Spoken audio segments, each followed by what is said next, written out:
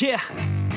I spit raps like a heart attack, fast fatal heart impacts, past painful scars. In fact, I blast tasteful bars and past. I back up my actions, fact don't ask, grab reactions, jacked attack with every word, then act with class as they hear me snap. I got nothing to lose, cause I fought and felt the bruise. Now I'm not the one confused, call the shots and they produce. I ain't lost, I'm finally loose, pick a new silver excuse. I need the views to boost me to a new abuse of being used. Everybody wants a piece now, y'all can rest in peace now. You're dead to me, so peace out. Remember, you're just freaked out. Get ready for defeat now, I'm gonna make you bleed out. Listen on repeat now and weed out all the weak now. Get up and make a change, don't remember yesterday. If you got something to say, speak your mind before your grave. Cause your life is yours to save, ain't nobody gonna change. Everybody stays the same, so be different, make a name.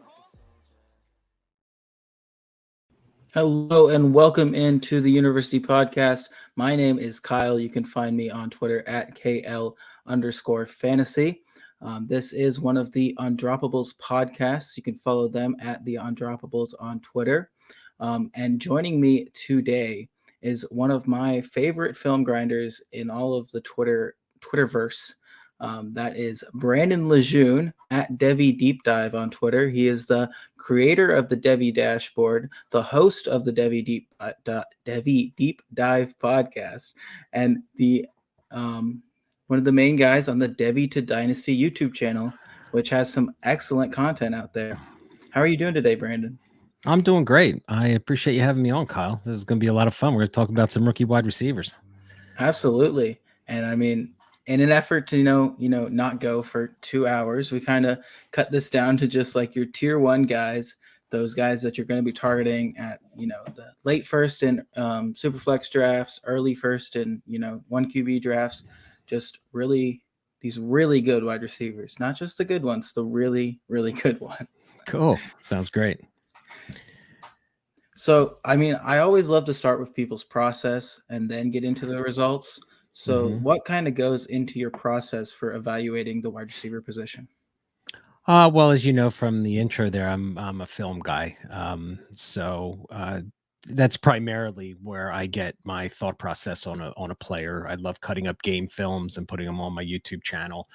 And I've been doing that for a long time. So I've just naturally have always favored kind of the film side. So, but I look at production profiles. I look at athletic testing. I mean, obviously that's important. We just had the combine. You have to take that information. And then probably the thing that the draft capital I think matters. And for wide receivers, if you go back and really look at the last 4 drafts, day 3 wide receivers typically don't hit. So I'm a film guy first and foremost. Love breaking down guys' films, not just the highlights, but all the details, and look at the production profile. But when it all comes down to it, I'm going to lean on what I see on film, thinking if they have the translatable traits to make it in the NFL. So in the case of a wide receiver, always looking for space creation, defensive manipulation, and quickness. Those are probably the 3 things that I look for. So, and really trying, because for me in the NFL, it all comes down to space creation. I think to myself, if there's, if a wide receiver that we think is really good in college and they go to the NFL and they do not be successful, I think it's either one of 2 things. They can't create space in practice and get open, or they're just not physical enough to handle, the physicality of the game. That's at the catch point, that's running yak and being tough enough to take the hits and so on and so forth. So that's kind of really what I look like. So it really comes down to what I see of player on the field, and do I think they have translatable traits, and then using the production profile as a additional gauge. And then obviously the athletic testing, the wide receivers for the combine for me is don't try and go overboard with all of that information. Because 40 time, I think I'm always a guy that says play speed over 40 time speed.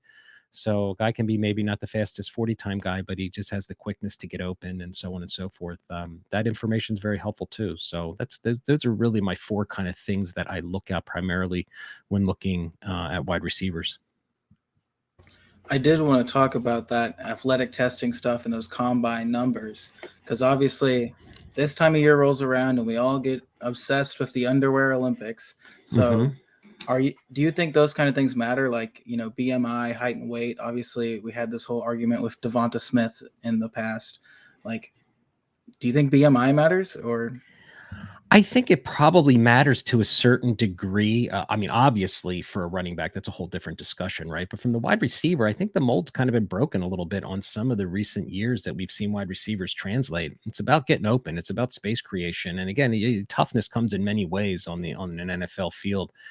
So Devonta Smith is a great example. I'm a Philadelphia Eagles guy. I live outside of Philly. I watched him, a lot, and his game is getting open, but he took some licks, and as long as he gets up and he's got the physical stamina and the physical traits to withstand that kind of thing, I think that is something that I think we should relax on the BMI. Like I said, for running back, a whole different situation, but for wide receiver, I think you could be tall and lanky or a little short and lack some strength. But if you can get open and you have good hands, I think you might be all right. Absolutely. And we'll go ahead and just like get into this year's class. And we'll start with a guy that has a lot in common with Devonta Smith. Another guy who's pretty skinny, also played for Alabama. And that's Jameson Williams. Obviously started his career at Ohio State. I mean, what do you think kind of happened there?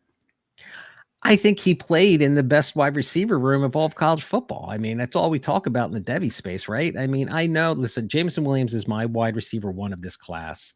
I know there's a few other guys. I am on an island, I know, but I don't mind being there. I like what I see when I watch him, and the debate that I have on my dashboard Slack chat and everything, and the guys are questioning me all the time. Oh, but the early production. It's not like he was at Purdue and didn't produce and then came to Alabama. I think he played in arguably the best wide receiver room and wide receiver coach of all of college football, right? So he got out maybe because there was that talent in front of him. So I personally don't hold that against him. I know the analytic crowd is very much into early production, and I certainly understand the reason why they are. But again, being the film guy, whether it's right or wrong or whatever, just seeing what he did on the field in Alabama, his space creation, he's got good hands, and I think he's probably the most explosive receiver in the draft. And I like the fact that he's got the height. Yeah, he's a little skinny build at 180. But he's got the height that I like, and I think he can create space. I think he's a good separator. I think he's pretty good off the line of scrimmage. And I don't think with the ball in his hands, he's very elusive in the open field. And I think he's that guy that can take it to the distance on any time he gets the ball in his hands. So I'm a big Jameson Williams fan, but I mean, I like Garrett Wilson. I like Drake London. I like Treylon Burks, Olave. I mean, they're all in my tier one, but when it comes down to it, he just looks different on the field to me than those guys. So that's why I have him where I have him ranked. Absolutely. That whole Ohio State thing is one of the reasons that I love transitioning from rookies into Devy, because then you get to really know the story around these players. And if they didn't produce, then you know why they didn't produce, whether it be a guy like Jameson Williams or a running back like Tyler Algier or Ramondre Stevenson, or all these fun stories we get to hear when rookie season comes around. If you're into Devy, you get to hear them a year earlier, maybe 2 years earlier. And I absolutely love that. But one thing, I forgot my question I was going to ask you. So we'll just go to the next one. So how fast do you think Williams would have been at the combine? Because obviously that injury limited him. He couldn't test. Right. Yeah. Well, I think correct me if I'm wrong, he might have run a 4.4 in high school, but I do remember reading something last year where they reportedly ran a 4.39 in Alabama. Well, I guess they did some stuff at the school or whatever, but yeah, I would have loved to have seen him run. I would have loved to have seen if he didn't get hurt at the end of the season and just dominated on the field and actually helped Alabama win a championship and just was dominant in those games. And then he came out and ran, let's say, a 4.38. I think he'd probably be higher on a lot of people's boards. I know a lot of people have him down because of his knee injury, and rightfully so. But those ACL tears are nothing what they used to be, and you got to think kind of like a little long ball when you're doing the draft. So I think he's got adequate speed. I think he would have been in the higher percentiles of the speed scores at the combine if he were to participate. So that does remind me of the question I was going to ask. When you say he's your wide receiver one, are you referring to if you were an NFL scout, or are you referring to fantasy football purposes? I'm going to probably say well, I mean, arguably, if it's a rookie draft, we got to wait for landing spots for that. But I would say from an NFL scouting standpoint, of all the traits that I look for in wide receivers, the top tier guys, they all have, good ball skills, good hands, good space creation. Jameson Williams' speed to me is what kind of puts him over the edge for me. His ability to really separate after he has the ball in his hands. So that's why I have him where I have him ranked.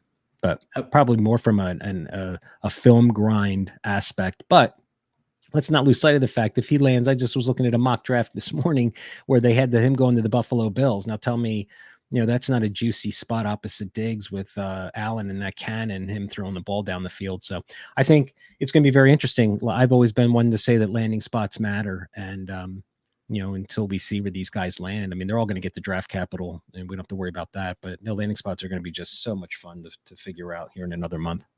Absolutely. Definitely looking forward to it. Last but not least, you mentioned the injury as a potential concern. Are there really any other potential concerns you see with Jameson Williams?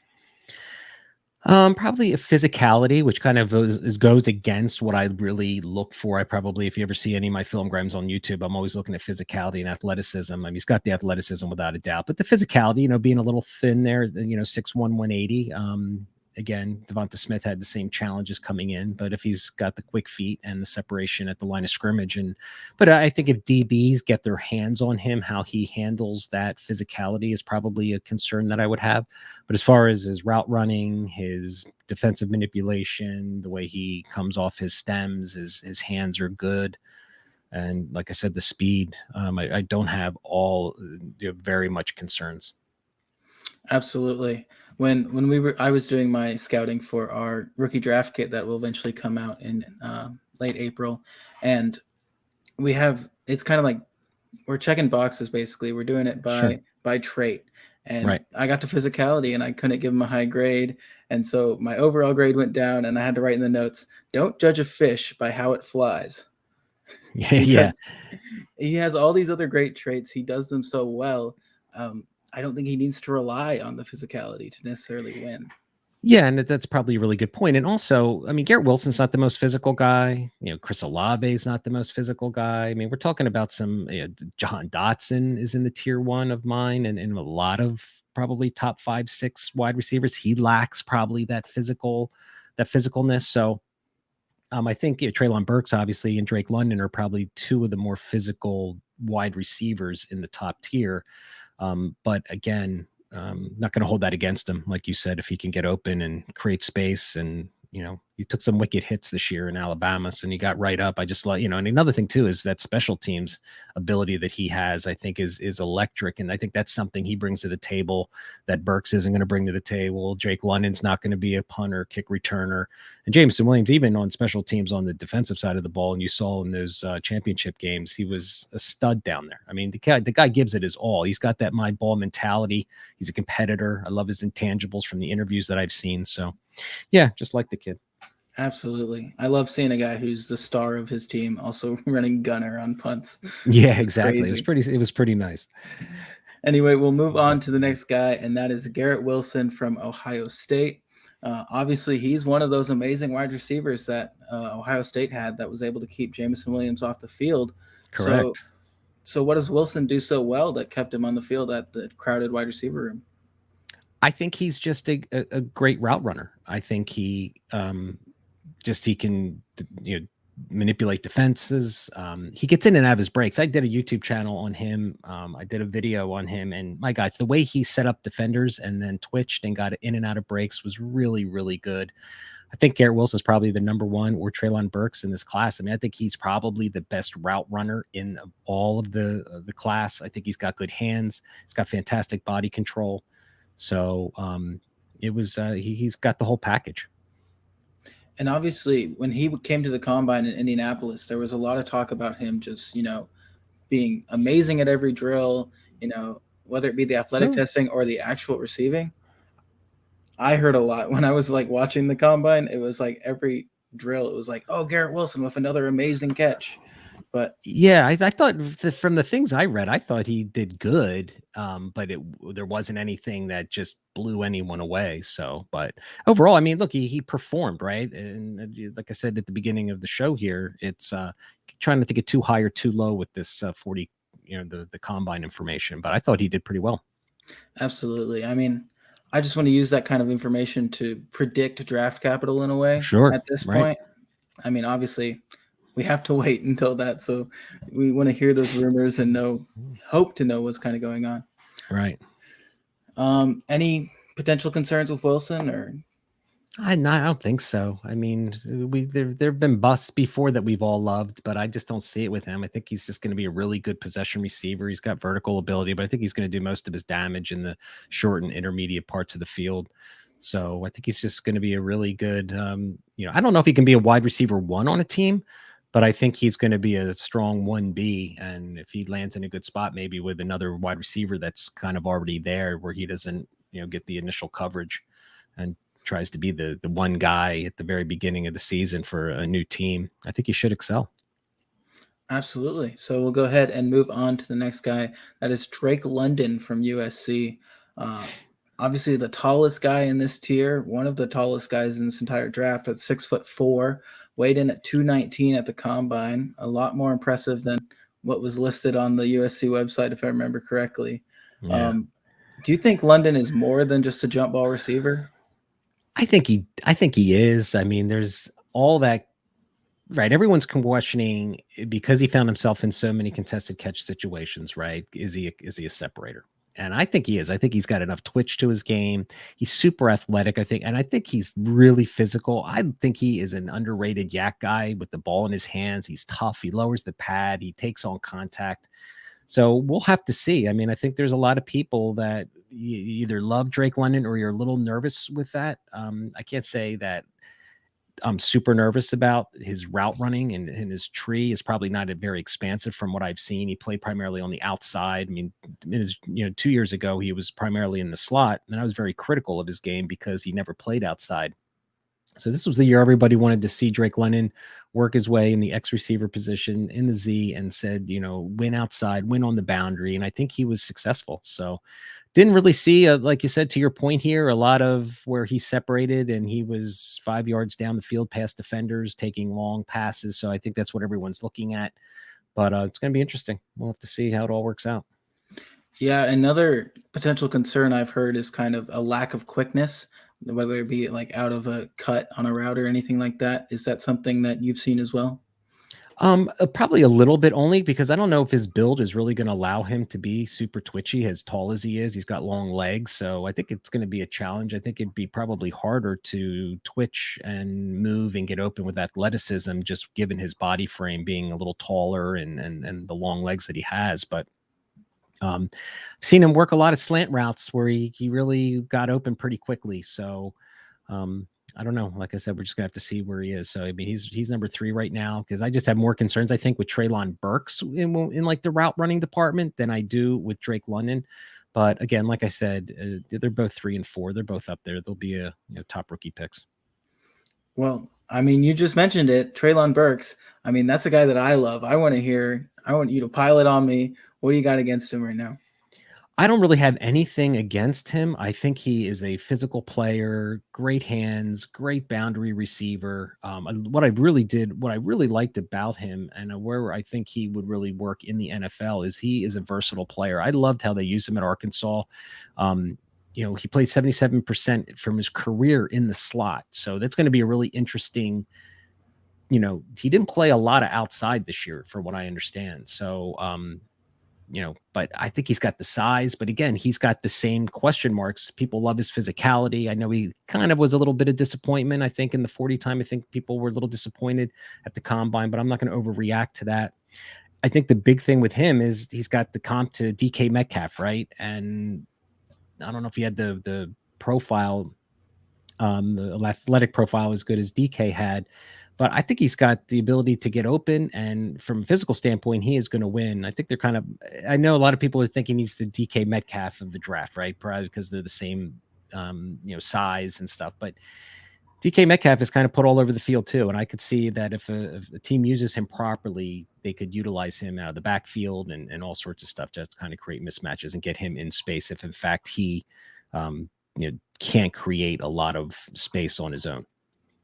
Yeah, I mean that 4.55 40, it doesn't look great on the surface, but weight adjusted speed score is 87th percentile because he's 225 pounds. He's just a massive human at the wide receiver position. Right. So, I mean, you take that 4.55 with a grain of salt for sure. So, like you said, he does play a lot in the slot. Didn't seem to get outside a lot. Do you think that's going to limit him at the next level? Well, I'm asking myself, like, why though? And watching, like, why didn't Arkansas put him outside? Why did they limit him? It wasn't like there was all these other premier receivers playing in Arkansas. But I think it was that a way they could get him open quicker and get him with the ball in his hand, where he could take advantage of those slot, DBs versus the outside corners. I'm not sure. But going to the NFL, hey, in practice, if he can show he can win on the boundary and the outside vertical, I think they're going to put him there. But they're probably going to put him where he was been most comfortable in college. And I would think that they'd try and mirror what he did in college on the NFL field. Absolutely. I mean, if I remember correctly, Arkansas didn't have, the greatest offensive line this season. Obviously playing against SEC defenses, that issue of getting him open quickly could have been definitely one of the reasons he's playing in the slot, especially with a guy like KJ Jefferson, who doesn't have necessarily the accuracy to get it into those farther routes. Yeah, I think the one area of other concern that I have with Burks watching his film is like when he got a lot of passes on the outside, right, wide receiver screens and stuff like that. And it seemed to take him a while to get kind of bursty and make guys miss initially from catching the ball in a standstill position. So I think if he can win, and again, he's going to be very physical in the middle of the field and win contested catches and use his physicality to create space for himself at the catch point. But I didn't see a lot of elusiveness in his short area running with the ball when he did get short screens and stuff like that. I think it's more of just because he's a big body guy and he doesn't have that ultimate twitch. Yeah, he's got the speed. We've seen him burn people, all the highlights all season long with him dusting people, and nobody was catching him with the ball in his hands in the second level. But I don't know if he's the most twitchy guy to be able to make guys miss and be running around all over the place, where I think Drake London has that twitchiness. I think Garrett Wilson has definitely that twitchiness, and Jamison Williams too. So that's why I have Burks a little lower. The fact that he didn't really play on the outside a lot, is it going to really limit him to the slot? And because he didn't really have versatility. Like I said, he played 77% of all of his college career in the slot. So, he's not going to have a lot of that outside boundary, I think, experience, but we'll have to see when he gets to practice and see what it's all about. And obviously a landing spot where he has a coach that's willing to use him in many different ways could definitely help. And I think the combine definitely seconded you with your issue about burst, because when he did the vertical jump and the broad jump, I mean, those aren't technically burst, but they're similar, and we can score them together for burst score. And it was a 30th percentile burst score. So definitely, the numbers tend to agree with you there. So yeah. Moving on to the next guy, and that is Chris Olave. Obviously, with Jamison Williams, we talked about guys, needing these early production. A lot of people also need an early declare, and Chris Olave came back to college this year after 3 solid years at Ohio State. Do you think that's a real concern, or do you think that's an issue? Well, I remember specifically last year when he decided not to go to the draft. I think he immediately got knocked down in people's lists. No early declare, for a lot of the numbers guys, he's out. That's a problem. And a lot of people question, did he get the bad grade from the NFL? And they said, well, you're not ready, son, and you're not going to get the draft capital. I'm not sure. I don't know if kids just like to come back to college to try and win a national championship and just be a 4-year college guy, knowing that there are NFL careers there. I don't know what the aspiration of he was, but it didn't bother Najee Harris, Devonta Smith. It didn't affect his draft capital. And in fact, I'm not sure the NFL really cares as much as the dynasty and Devy community. I'm seeing mock drafts with Olave going in the top 15 picks all over the place. So they obviously could care less that he came back for a senior year. And if they don't care, I'm not really sure why we should. Absolutely. I think sometimes that early declare thing is really just early production in another form, because you want guys who have produced enough in Hmm. their first 3 years to go pro. And Olave Right. definitely produced enough that he could have gone pro last year. So Right. I don't have a concern either. I mean, I don't want to make assumptions, but I think that it was, just to chase a championship, and I don't blame him for that at all. Yeah. Um, but something I noticed with Olave is that a lot of people are ready to talk about his route running and how he can make great cuts and get open. But something I don't think he gets enough credit for personally is as a field stretcher. Obviously, we saw him run a great 40-yard dash at the combine. His A dot was in the 14 or 15 range throughout his Good. career. Do you agree with that? I do. And I'll tell you, it's interesting. I'll do a little story. Back in 2019, I guess, I made a film of Olave, and I was very critical of his game because I felt, I forget who the other receiver was back then. Another good one went to the NFL. But in any case, he was just getting open. Just Justin Fields was not making the plays. There was a lot of broken down plays where he was just running in between zones and just sprinting down the field and just getting long bombs and stuff like that, where I didn't feel like I saw that space creation one on one, bend the ankles, get the defender off platform, you make a move, and then you dust them and you're wide open for plays. I saw him doing a lot of in routes and post routes and stuff, just running through where you had all those other great receivers, right? So the thing about Chris Olave, and I mean, you could probably say the same thing about Wilson, but Wilson I saw on film with a lot of one-on-one press, making the moves, getting open on his own. Chris Olave, even to this day, watching his film, he found himself in a lot of those situations. You know, JSN emerged towards the end of the season. So you got these three great receivers. I mean, there's only so many things a defense can do.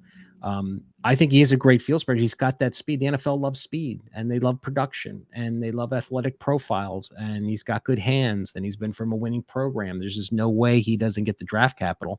I don't think he's a number one receiver on an NFL team, but I think he could be a really great second receiver, possession receiver. And I think he can win all over the field. I think he can win deep, he can win short, and I think he's going to be a good receiver. Absolutely. And then one last guy we have in your tier one is another guy from the Big Ten. That's Jahan Dotson out of Penn State. Obviously, one of the smaller guys at the combine, 5'10", 178. I see a lot of people with Dotson in this range of like 6, 7, 8. Some people have him tier one, some people have him tier two. What separates him from the guys in tier two for you? I just think he's got the best hands in the class, right? I mean, he's got really sticky hands. I think he didn't have any drops over 20 yards or something for 2 years or something. I mean, his ball skills at the catch point are fantastic. I think he's twitchy enough to get open. I think he's got decent route running. Yeah, are we a little concerned about the size? Usually NFL receivers on our dynasty rosters are 6 foot and higher. If you go down the list of all the top 40 wide receivers, you're going to see that there's not many 5'10" guys. Waddle came out. I mean, some receivers right now, Deontay Johnson, Elijah Moore is 5'9", Hollywood Brown are 5'9", but I'll tell you, maybe 3 or 4 other are 5'10" and less that are on our dynasty roster. So yeah, I mean, I can see the concern. I mean, he's going to have to be physical to be able at that size to create space for himself. That's why he's kind of down on the list a little bit for me because of the size. But nonetheless, I think he's got really, really good hands. And again, I think he'll be a great wide receiver too on a team if there's another wide receiver one who can take the primary coverage and that type of thing. But again, I don't think he's ever going to be a wide receiver one for a team. Absolutely. I mean, what I've heard from the people smarter than me is that 5'10" is the cutoff. So we're good Yeah, there. Yeah, and like I said, I think looking down on my dashboard of all our dynasty ranks, I went down the top 50, and Hollywood Brown and Elijah Moore are the only 5'9" guys, and Rondale Moore, and he's buried at the bottom of the list because he hasn't been super productive for the Cardinals. Although I guess with the Christian Kirk news, I guess everyone's going to be popping him up, up the ranks, right? Opportunity matters, right? So. Yeah, so that is kind of the cutoff. It's kind of why we got bummed out about Wan'Dale Robinson. I mean, there's so many people jumping off the train now on him because, again, like you said, you were trying to find predictive data to help us, get these guys. I mean, the ultimate goal of all of these podcasts that we do and everything is to get guys that hit on our dynasty rosters, man. That's what we're looking for. So yeah, Jahan Dotson, the size isn't ideal, but if he can create space, and Amon-Ra St. Brown isn't, I think, too much bigger. So, and he certainly had a productive season. Absolutely. Wandale, ooh, that broke my heart. That broke my heart. Yeah. In a because bad way. I tell you, like I did a film on him on my YouTube channel, and the guy's tough as nails for his size. I mean, I really like the player. I mean, he's just shifty. I mean, his final game of the season in the bowl game, he just completely dominated for like 10 catches, 175 yards. And it's a shame. It's a shame these schools just don't put out the right information earlier. It just seems like when one of the things we all look for at the combine, or what the hell these guys really weigh, how tall are they really? I mean, some of them are just, you can tell. I mean, like Jerome Ford was a running back. I'm watching, he was like 220 listed or something. I was like, there's just no way that guy's 220. You can just look at him on the field. But yeah. So yeah, Jahan Dotson kind of, he rounds out my top tier. Yeah, I'm a big Tennessee fan, and I saw Wandale just absolutely destroy us. Mm-hmm. It was like 12 catches, like almost 200 yards. He was their entire offense. It was something to watch for sure, but it was infuriating at the time. Like, why can't we cover this guy? I know. So I feel like for a guy like Wandale, right, he is going to have to be so special in space creation. He's going to have to be so twitchy that people just can't get their hands on him. And I think with the ball in his hands, I don't know what his 40 was off the top of my head. I don't know if he came in disappointing in the 40 or not. It was low 4.4s. Low 4.4s. Yeah, okay. Not going to knock him on that. Like I said, play speed over 40 times. So, but man, I'll tell you, doing my film on him, he was dynamic. He really was. I love the way he had vision in the second, level of the field, just, creating space for himself. Guys were falling all over the wrong angles. And I mean, he just, with the ball in his hand, he was electric. So, yeah. And you mentioned that need for twitch and quickness. The only guy I could find who was 5'8" and succeeded in a good way was Tyreek Hill. And I mean, yeah. And he's physical as hell. So, yeah. Yeah. I mean, the weird thing about Tyreek Hill is he's listed as 5'10" on the Chiefs roster, but at his pro day, he was 5'8", and he never actually went to the combine. So they don't have to say that he's 5'8". I don't know. Yeah. I don't know why they just don't say he's 5'8". If he's 5'8", dude, we don't care. He's a great receiver, right? You'd be thrilled to have him on your dynasty roster. Absolutely.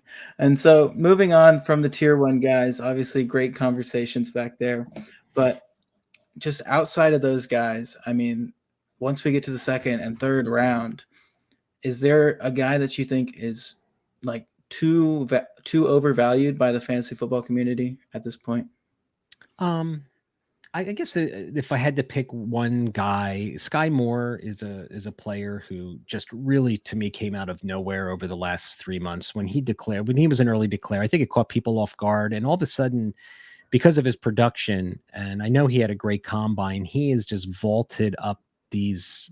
The same thing happened with Dwayne Eskridge last year, right? I feel like we're seeing the same thing again with a player who then gets day 2 draft capital by Seattle, who can still work out. We don't know. I mean, you can't judge a receiver for after, 1 or 2 years. I really feel like you got to give a receiver at least 3 years to, really see what they're all about. But yeah, I think he's a guy. Eskridge obviously started at cornerback, so maybe even more time for a guy like him. Yeah, exactly. And but he's 5'10", 195, same size as Waddle. We all are, crazy about Waddle. He was my guy last year. He was a guy that I really like. So but I don't know. It looks like he's getting the draft capital from mock drafts that I've seen, but again, with the size, I think there's going to be other guys that I'm going to be leaning towards than him.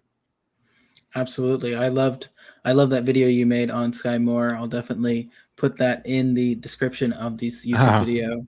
Yeah. Did you agree with it? I mean, yeah, I mean, I haven't like completed Sky Moore, but I've watched like that video and like 2 more games. Yeah, I think so. I mean, yeah, well, I guess my glance, not much of a route tree. I mean, well, that was what I came away with, right? I mean, when Corey and I did that film, right? We the guy has great ball skills. He's got the biggest hands, I think, of anyone at the combine. So he's got the biggest hands of the receiver. And at that 5'10" with those size hands, there was no question about his ball skills. There was no question about it. I mean, he made those great sideline catches you probably saw when I made that film. But we felt that all he did was in breaking routes, in breaking slants, and it was like a stutter step inside, and that was all. And I didn't think he really had a lot of physicality when he was running with the ball. And I don't think he was super elusive with the ball in his hands, making guys miss and fighting for extra yards. And like, that's the one thing at the combine that I feel is you just can't, obviously there's no grade for physicality, and I think that's why I lean towards film, because I think the physicality in wide receivers to me is really, really important. It's one of the reasons why I know a lot of guys thought Waddle last year, they were out on him only because of his size, but you watched him. He was one of the most physical, hard guys to bring down on the field. He was just built special. And that's what I kind of look for. So when I was making that film on Sky Moore, I was saying, okay, he's got great hands. His route tree seems very limited. He's a twitchy guy in the short and intermediate areas. Has good ball skills, but I didn't see a lot, yak ability that was electric, so again, I'm going to probably lean towards just a little, probably a taller receiver, go down the Pickens road or something like that before I go for Sky Moore. But again, he lands on a great spot. I mean, who knows what's going to happen. Absolutely. And then in a similar vein, who do you think is a guy that nobody's talking about or not enough people are talking about? Well, I'm going to give you, I guess, like a player who might be undervalued is maybe John Mechie, right? He's the big mystery to me in this wide receiver class. He was out last year with the knee injury, unfortunately, and obviously wasn't able to participate in the combine. So he's this big unknown. Comes from Alabama. He was certainly a productive receiver, another twitchy guy. So I think he could be some good value. I'm seeing him taken day 2 on a lot of mock drafts. I think he's going to probably be a round 3 guy. Might sneak into round 2. But again, he played for Bama. He comes from a great organization, and I think he was certainly successful there when he was on the field. So I think he's kind of like the forgotten wide receiver in the class. It's kind of like out of sight, out of mind. You've been hurt, you're not really in the news, you're not really doing anything. We didn't really get to see you this year with all the highlights and the clips, so people are kind of forgetting him. So it's going to be really interesting to see in rookie drafts. I think he probably late 2nd round, early 3rd, maybe, depending on where he lands. Absolutely. He definitely graded out higher than I expected when I did my film grade of John Mechie. And then last but not least, your favorite kind of sleeper wide receiver. I mean, just shoot from deep shoot from deep, pick somebody, like a Darnell Mooney type guy, somebody random. Yeah, I'll tell you, this guy I've liked for, when you sent me the show sheet and asked me this question, it didn't take me but more than a minute to answer it. And it was Kyle Phillips from UCLA. I really like Kyle Phillips. I was a little disappointed with the speed score at, he was at the Shrine Bowl, and there was a lot of clips out there that I was excited to see that they couldn't cover him in the Shrine Bowl. And, I was a little disappointed with his 40 time. I think he ran a 4.5 or something like that. But as Cooper Kupp said, it's not about long speed. It's about twitchiness and space creation and short area quickness. And I think this is what this kid brings to the table. So saw him mocked in round 3. He's a guy nobody's talking about. Again, I did a film on my YouTube channel on him because he was one of my favorite players. And I don't know, go watch it and see what you think. I like making these films on my YouTube channel for, I'll give you my opinion, but I make them so people can really get a good idea of scouting a player for themselves. That's really the goal of them. And I don't know, man. I think the kid's got some route running ability. I think he's twitchy as hell, and he's going to be a slot receiver in the NFL. If he lands in a great spot like New England, or it would be kind of, they've always had those short area guys that could just move the chains. He's not a flashy guy, but he's got some ability at the 2nd level. And I can guarantee you, I will be drafting Kyle Phillips in round 5 of especially if he gets draft capital in day 3. I think all of a sudden people are going to start talking about Kyle Phillips, because you could probably put his name in Twitter and you're going to find me and probably really nobody else talking about the guy. So he's like just a deep sleeper. I've liked him for a long time. I like his game. I like what he brings to the table, and I'm excited to see where he lands. I love to hear it. He was a guy who, last year I picked him up on both of my campus to Canton teams, so I'd love for him to hit at the NFL Yeah, level there you too. go. There you go. So yeah, that's the fun part of the C2C, right? You get what C2C, just as a side note, what's so great about it is, and Debbie just in general too, is draft day, right? You got these guys on your roster already, and you're just like, wow, I can't wait, to see if you got Brees Hall, where he goes. So, at the same time, it could be like it could be painful too. So Yeah, if it doesn't work out. So especially when you're drafting guys like Max Borgi in the first or second round, or ah, my first yeah. Devi draft, I went 112 and 201 to Morion Terry and Tutu Atwell. Oof. Oh, yeah. Yeah, so that didn't go so well for me.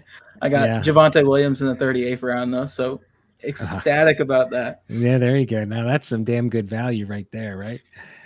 So Absolutely. Definitely recommend the Devi and Campus to Canton formats. They're so much fun. Me definitely. personally, I'm not doing any dynasty startups that aren't Devi or Campus to Canton Hmm. unless it's like real good friends. But yeah. Right. Yeah, I'm tapped out. I've been getting actually out of leagues for the last 2 years. I was in probably 10 or 12 C2C leagues, and I was just a shitty owner because I got too much Yeah. stuff going on. I can't keep track of 12 teams. I mean, I'd be actually opening up my teams after a month of not looking at one, getting ready for the season, and they'd be all new to me. I was like, who do I got on this team, right? So I was like, that took the fun out of it for me. I want 4 or 5 cozy teams that I'm like really active in, and a good owner, because I just have so much stuff going on. So yes, less is more for me. Absolutely. Absolutely. So that does it for today. A bit of a shorter episode. These are kind of the length that I want it to be in the future. Yeah, So for if sure. you like these 40-minute episodes, stay tuned for more kind of like that. Thank you for joining me today, Brandon. Can you I tell the appreciate it. people where to find you? Sure. You can find me on Twitter at Debbie Deep Dive. I've got a great database called the Debbie Dashboard, which is just a huge research center to research your favorite Debbie players. We got C2C ranks, player profiles, film rooms, all sorts of good stuff. Do a podcast every week or every 10 days, 3 times a month. It's called the Debbie Deep Dive Podcast, my YouTube channel, which I've been really spending a lot of time on. Debbie to Dynasty Football. Got a lot of great, scouting films on there for you. I just put Damian Pierce out yesterday, so you can kind of see his film breaking down. And just one little announcement I'd like to make. I don't know if you saw, Kyle, on Twitter, that I'm going to be hosting a big event in May called the Debbie Summit. And got a lot of great guests on there. It's going to be a 6-hour live feed with the Campus to Canton crew and Matt Hicks over at Rookie Big Board. So for all your listeners, mark your calendar for May 22nd. It is a Sunday afternoon. We're going to be kind of introducing Debbie and C2C leagues to get more people involved. And if you're a Debbie guy that's been playing for a long time, we're going to have a lot of great content for you as well. So I'm super excited to be spearheading that effort, and we're going to have a lot of fun. Absolutely. Love it. Absolutely looking forward to it. I saw the tweet. I put it on my calendar immediately. Just super All right. excited to watch that. Thank you. Thanks for putting Damian Pierce on there. It's funny because I actually watched him the day before yesterday, so I guess I'm gonna have to go back and watch Go your check it cutups out. as well. I think he's a grinder. I don't, so well, that if Yeah. you talk more running backs, we'll get into it. I know you were trying to wrap up the show here, so I won't get into what I saw anyway. Well, you can find the video on his YouTube channel, and he'll tell you what he saw there. There you go. There you go. Thanks for having me. See you next week.